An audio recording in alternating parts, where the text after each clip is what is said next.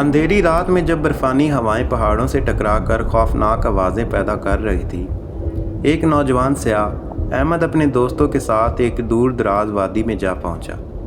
یہ وادی قدرتی حسن سے مالا مال تھی، مگر مقامی لوگوں کا کہنا تھا کہ یہاں ایک ایسا پہاڑ ہے جہاں صدیوں سے ایک بھٹکتی ہوئی روح قید ہے۔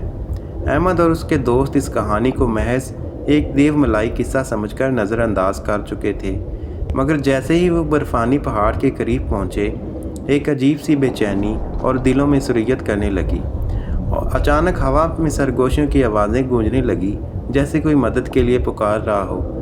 احمد نے ہمت کر کے آگے بڑھنے کا فیصلہ کیا، مگر جیسے ہی وہ برف کے ایک قدیم غار میں داخل ہوا، ٹھنڈی ہوا کا ایک تیز جھونکا آیا اور مشال بجھ گئی۔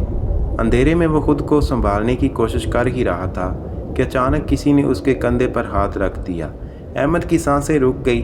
وہ پلٹا تو سامنے ایک دھندلی مگر واضح انسانی شکل کھڑی تھی۔ وہ ایک پریشان حال عورت کی روح تھی، جس کی آنکھوں میں درد اور بے بسی تھی۔ اس نے کپ کپاتی ہوئی آواز میں کہا، صدیوں سے میں اس برفانی قید میں ہوں، کیا تم میری مدد کر سکتے ہو؟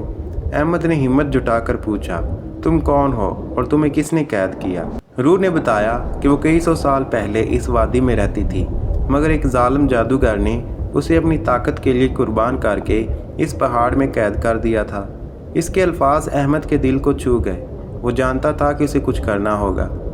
احمد نے ہمت کے ساتھ اپنے دوستوں کو بلایا اور مل کر غار میں ایک قدیم نشان تلاش کیا، جو شاید اس قید کا توڑ تھا۔ جیسے ہی انہوں نے اس نشان پر ہاتھ رکھا، ایک تیز روشنی پھیل گئی اور اچانک برف پگھلنے لگی۔ روح نے ایک آخری بار احمد کی طرف دیکھا اور آہستہ آہستہ روشنی میں تحلیل ہو گئی۔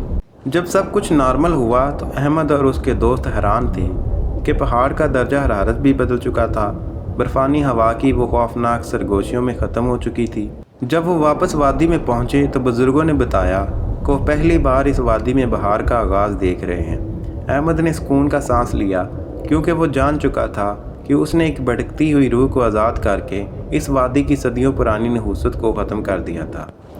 یہ کہانی ہمیں یہ سبق دیتی ہے کہ بعض اوقات وہ کہانیاں جنہیں ہم محض دیو ملائی قصے سمجھ کر نظر انداز کر دیتے ہیں، ان میں حقیقت کی کوئی نہ کوئی جھلک ضرور ہوتی ہے۔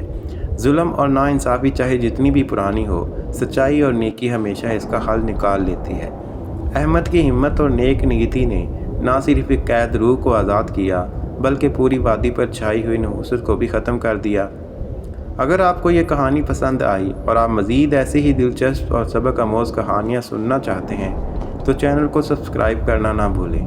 ویڈیو کو لائک اور شیئر کریں تاکہ یہ کہانی زیادہ سے زیادہ لوگوں تک پہنچ سکے۔